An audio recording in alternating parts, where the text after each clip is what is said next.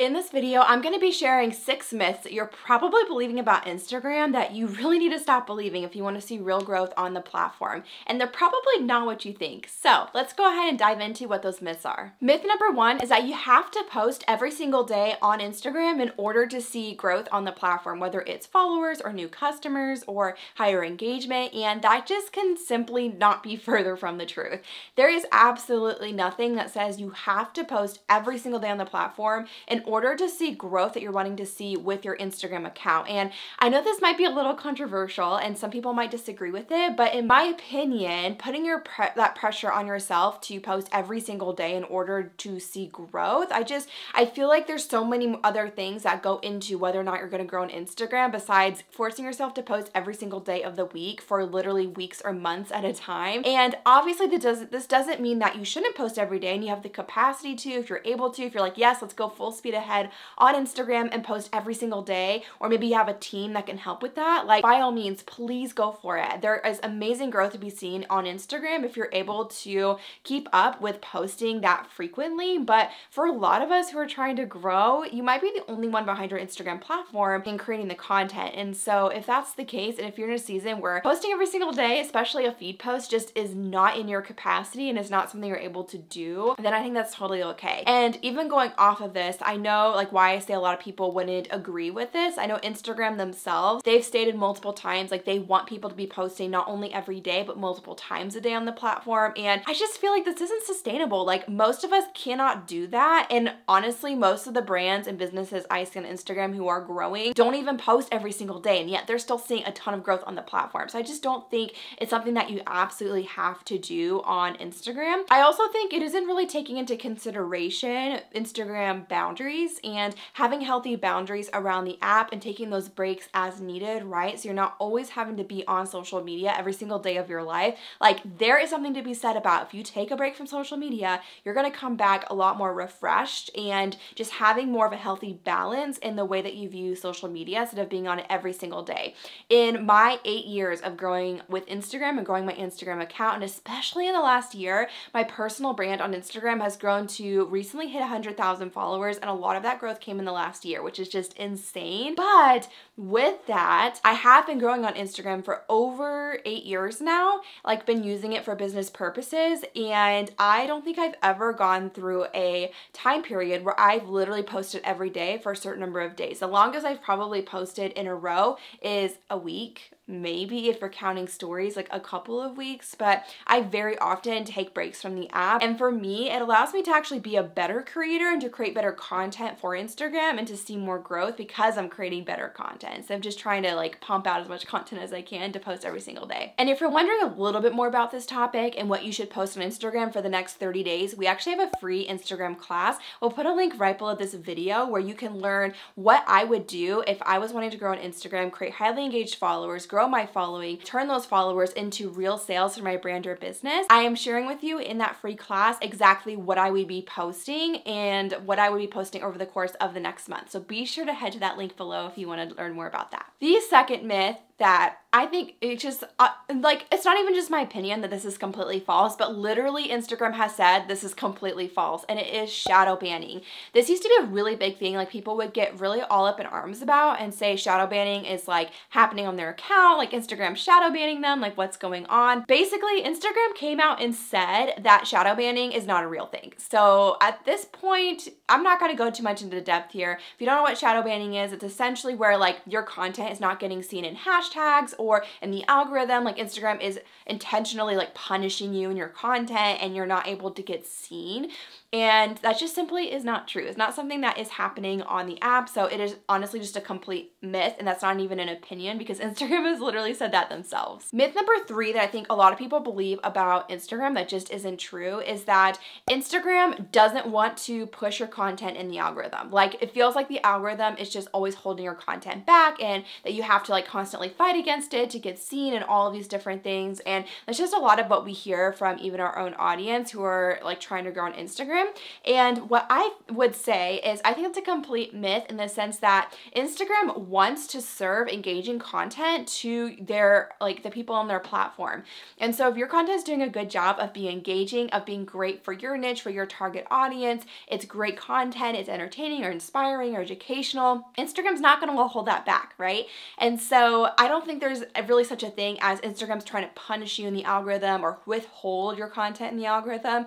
I think it has a lot more to do with, is your content actually good, right? Is it actually engaging? Is it actually great for your target audience? If you don't have a great strategy in place with that, then it's probably just going to get lost in the algorithm, right? Because it's not serving Instagram's audience well and the people who are on their platform well. So I know I mentioned this a lot if you're not new around here, but I always just like to think about what is Instagram's end goal. Their end goal is to keep people on their platform for as long as possible and to come back to their platform instead of going to other social media apps like TikTok and YouTube, which Instagram has stated are their two biggest competitors, which is very interesting because they're both video-based platforms, but that's beside the point. Basically just thinking about what is their end goal and why are they trying to get people onto their platform and how are they keeping them on their platform? And a lot of that is engaging content, right? If your content is doing a good job of that, people are coming back for to go like do your account, to binge more of your content, if they watch your content for longer than other creators, if it keeps them on the app essentially, right? Then Instagram's gonna reward you for that. And obviously this doesn't mean we should just create content because we think it'll do well in the algorithm. Like there is something to be said about creating content that you enjoy and making sure that the content you're creating aligns with your niche. But it is important to keep that in mind. And I think keeping that in mind can help us to not feel defeated with the algorithm and like it's just out to get you and not to not want to show your content, but instead understand what's Instagram's end goal and then how can I work with that in the content that I am creating. Myth number 4 that I know that a lot of you are believing about Instagram, and it's that video quality matters the most when it comes to getting your content seen and for it to be engaging. And I just want to say, video quality doesn't matter. Yes, does it matter as much as you think it does? No. And I can say that with a lot of confidence as someone who teaches a lot about Instagram, a lot about Instagram Reels. We, talk with a lot of our students about Reels over and over and over again for literally the past almost 3 years now. There's a lot more that goes into how well a piece of content is going to perform on the app than just video quality. And it's really interesting because we get a lot of questions about how can I make my video quality better? How can I have better video quality? How do you have better video quality? What camera do I use? How do I adjust any settings that I need to make sure the video quality is great? Instagram's compressing my video quality. How do I change that? The answer to that is you can't change it. Instagram's just going to do that, right? But I just want to, something that I think is surrounding that, like the underlying question people are asking is, how can I make my video quality better? Because this is what's going to help my content do better and reach more people on the app. And that's just a complete myth. In my opinion, video quality does not matter as much as you think that it does. And obviously, again, I'm not saying it doesn't matter at all. If you want to take that extra step to have better video quality, there are some settings that you can change within the app to have a little bit better video quality. We actually have a YouTube video about video quality with Reels specifically. We'll put a link to that in the description if you want to head to that after this video. But it really doesn't matter as much as you think that it does. And creating engaging content that captures your viewers' attention, that keeps their attention, that keeps them engaging, that keeps them coming back for more, that matters way more than having better video quality. And I think video quality, it can feel like something that is almost more attainable. Like it's like, okay, if I just buy this piece of equipment, then I'm going to get more views. But the reality is you need to have, what's actually going on is your strategy needs to be great for your account, or that video quality is not going to matter whatsoever, right? And just keeping that in mind can be really, really helpful. And I can also say that with a lot of confidence because even in my own content, but there's also content I've seen and just analyzing across Instagram as a whole and looking at our students' accounts and all of that. I've seen videos that have very, very, very poor video quality do really, really well on the app. And then I've also seen videos have top-notch 4K video quality that just completely flop. And so the way your content is structured, the way you're creating it, how you're bringing your viewer in, the topics you're talking about, how you're presenting the content, a lot of that matters so, so much more than video quality. So I just want to encourage you, if you feel like video quality is why your content is not doing well, I really want to encourage you to reconsider that and think maybe it's something about my strategy or the way that I'm creating content that's actually leading to my content not being as engaging as I want it to be. And, you know, and I also just feel like this is so freeing because it means you don't need to buy that $4,000 camera in order to have Instagram Reels do really well. My most top viewed Reels were literally taken on a phone.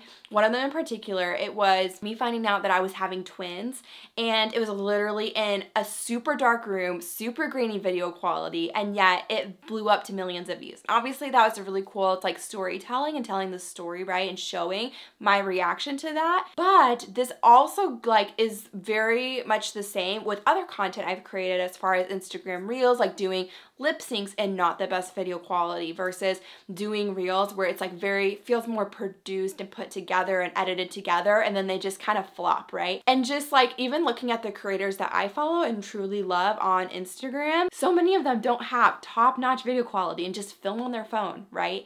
And so it truly does not matter as much as you think it does. All right, myth number 5 that I know a lot of you are still believing is that hashtag research and hashtag strategy is the way to go when it comes to seeing fast growth on Instagram. And I think there's probably a lot more of you that are starting to understand this, that this doesn't play as big of a role as you think that it does, because the questions we've been getting about hashtags have definitely been going down recently, which is great. I think a lot of people are realizing this. And not that hashtags are completely dead, but they're a very small piece of the pie, very small, like one puzzle piece in the entire puzzle that is going to help your content to be seen on Instagram.